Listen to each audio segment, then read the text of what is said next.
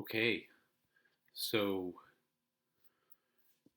Beezus and Ramona were heading to the park, and Henry decided to go with them to get away from Scooter. Here, Ribsy, he called. Ribsy bounded out of the shrubbery with his license tag jingling.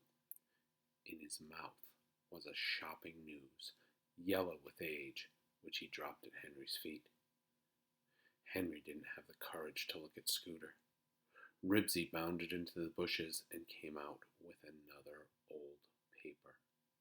Then he stood wagging his tail and looking at Henry.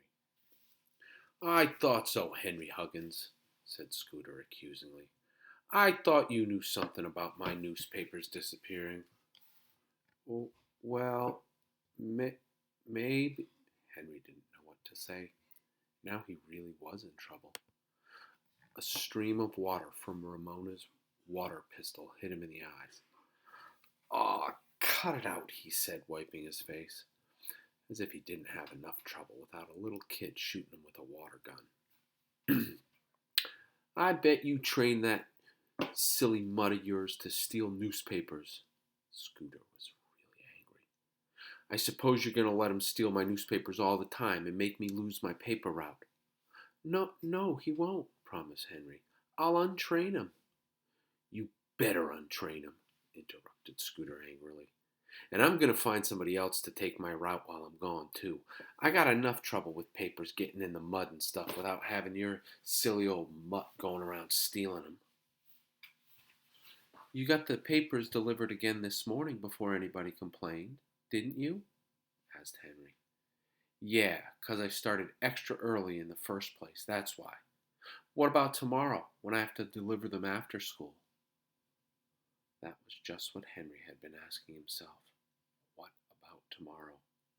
He had to think of something fast if he didn't want to lose a couple bucks from his bike fund. I'll tell you what, Scooter. You make me a list of your customers, and I'll deliver the papers tomorrow night free of charge. And if I do it right and Ribsy doesn't take any, I get to deliver the papers while you're gone. How about it? Henry waited anxiously for Scooter's answer. That's fair, said Beezus. Scooter scowled and thought over Henry's offer. Okay, he said at last. Maybe that way you'll be sure to untrain him. It's a deal, said Henry. Now all he had to do was figure out how to keep Ribsy from stealing the newspapers. Scooter started home and then turned back. But just you remember, Huggins, if you make me lose my paper route, I'll do something. While the two boys were arguing, Robert had joined the group in the front yard. Scooter's pretty mad, isn't he? He asked. Glad I'm not in your shoes. Yeah, Henry looked at the newspapers at his feet. Ah, jeepers, how am I going to get Ribsy untrained by tomorrow afternoon? Nothing I try works. It's easy, said Robert. You got to make him afraid of what he steals. Hit him with the paper a few times. He'll get the idea. I'll try, said Henry. But I bet it won't work with Ribsy. Oh, Henry, don't hit him too hard, begged Beezus. Ribsy came trotting happily across the lawn with an old newspaper in his mouth. When he dropped it at Henry's feet, Henry picked it up and rapped him on the head with it. He didn't hit hard enough to hurt, but just hard enough so he'd get the idea. Ribsy was delighted with this. He thought it was a game. He growled, and a pretended growl, and grabbed the newspaper. Henry hung on. So did Ribsy. Wagging his tail, the dog growled and tugged. Henry managed to yank the paper away. This time, he hit Ribsy harder. Ribsy gave a joyful bark and jumped at the paper. He snatched it from Henry and chewed on it. Then he settled down and chewed it to pieces. Ah, see what I mean, said Henry. It was bad enough to have a dog that stole papers. It was worse to have one that chewed him to bits. Henry could see Klickitat Street strewn with chewed up newspapers, and he tried to picture what Scooter would do. Whatever it was, he didn't like to think about it. After school the next day, Henry joined Ribsy, who was waiting under the pine tree, and ran home with his dog as fast as he could. Then he changed into his after-school clothes, fixed himself some bread and peanut butter, and after shutting Ribsy in his room, went out to the front porch to wait for Scooter. In a few minutes, Robert joined him. "Hey, Henry, have you thought of anything yet?" he asked. "No," admitted Henry. "I shut Ribsy in the house, but he won't stay there for very long." Ribsy appeared at the window with his front feet on the windowsill. He whimpered, and scratched at the glass with one paw. "Oh, go away, Ribs," ordered Henry. Ribsy ran to the front door, where Henry could hear him scratching on the wood. Then Mrs. Huggins opened the door and said, "Henry, you'll just have to keep this dog outside with you." "Okay, Mom," answered Henry, looking at Robert. "See what I mean?" Then Beezus and her little sister Ramona joined the boys on the steps. Ramona promptly shot Robert with her water pistol. "Pew! Pew! You're dead!" she shouted. Robert wiped his face with his sleeve. "I am not dead. I can't be dead if I'm not playing, can I?"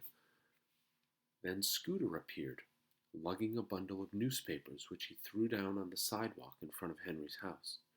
He handed Henry a list of addresses. "Be sure you remember about that Mrs. Green and her flower boxes," he said. "And I better not get any complaints about missing newspapers tonight, or any other night." You won't," said Henry, but he didn't sound very sure about it. Ramona fired a shot at the departing Scooter with her water pistol. Beezus said, "Come on, Henry, we'll help you." Keeping a wary eye on Ramona's water pistol, the other three began to roll the newspapers.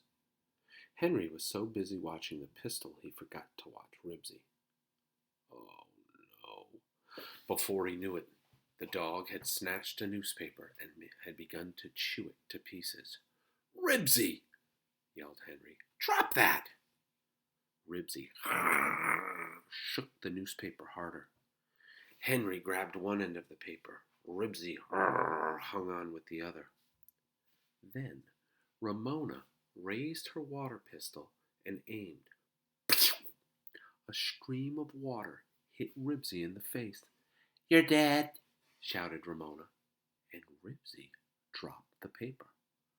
Looking puzzled, he backed away and shook himself. "Hey, did you guys see that?" Henry jumped up and tripped over the newspapers in his excitement. "Ribsy dropped the paper! Ramona made Ribsy drop the paper! Do it again, Ramona!" "No," said Ramona. "Aw, come on," coaxed Henry. "Beezus, make your sister shoot Ribsy again. This has got to work."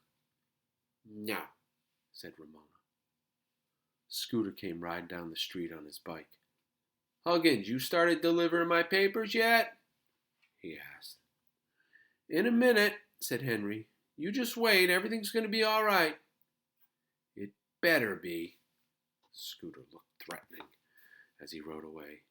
"And you better get going. You're going to be late," he yelled back. Henry ran into the house and found his own plastic water pistol. After filling it up at the kitchen sink, he ran outside and threw a paper at Ribsy. When the dog picked it up, Henry let him have it. Pew! A stream of water, right in the face. Ribsy dropped the newspaper and backed away. Looking puzzled and embarrassed, he shook himself. "It works!" shouted Henry. "It really works! I'm going to get Ribsy untrained after all." He ran into the house again and filled his army surplus canteen with water in case he needed to refill his pistol. Beezus and Robert had the newspapers rolled and stuffed into the canvas bag, which Henry now lifted over his head. The newspapers were heavier than he expected. "Come on," he said, "let's go." By then, Beezus had succeeded in getting the water pistol away from Ramona. "I'll help you keep Ribsy covered," she said. Henry threw a journal onto the lawn of the first house on the list. Ribsy bounded after the newspaper, but the minute he opened his mouth to pick it up, Henry and Beezus shot him with 2 streams of water. Looking surprised and unhappy, Ribsy backed away from the newspaper and shook himself off.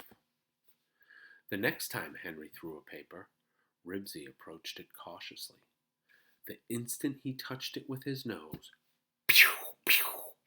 Beezus and Henry opened fire with the water guns. This time Beezus shot from the head, hit hip. "You're dead!" shrieked Ramona. Ribsy decided he wasn't interested in the newspaper after all. The third time Henry threw a paper, Ribsy completely ignored it. "Good dog," said Henry, bending over to pet him. The weight of the newspapers in the canvas bag nearly tipped him over. Ribsy wagged his tail. "Good old Ribsy," said Henry happily and proudly. Ribsy was untrained at last. When the kids returned, after delivering all the newspapers without a single mistake, they found Scooter waiting on the front steps. "How many'd that silly mutt run off with?" he wanted to know. "He isn't a mutt, and he didn't run off with any," boasted Henry. "He wouldn't touch a newspaper. See?" Henry tossed his own copy of the newspaper onto the grass. Ribsy looked the other way. "I guess I did a pretty good job of delivering those newspapers," bragged Henry. "You won't get any complaints tonight." "That's right," said Beezus, "and I checked every address on the list with him just to make sure." Scooter threw one leg over his bike. "And I get to deliver newspapers while you're away, don't I?" Henry was thinking about his bike and the money he'd saved for it, now that Ribsy was untrained. "Sure," said Scooter, "if you don't think it's too hard work for a kid without a bike." "Oh, you just wait," said Henry. "I bet I get that bike sooner than you think." "Ha!" said Scooter, pedaling down the street. "Pew! You're dead!" shrieked Ramona, squirting her pistol with deadly accuracy. And that's the end of the chapter. Tomorrow we'll do chapter 4, Henry Parks His Dog. Huh, heard of parking a car. I've never heard of parking a dog. Wonder what that could be about. All right, see you tomorrow.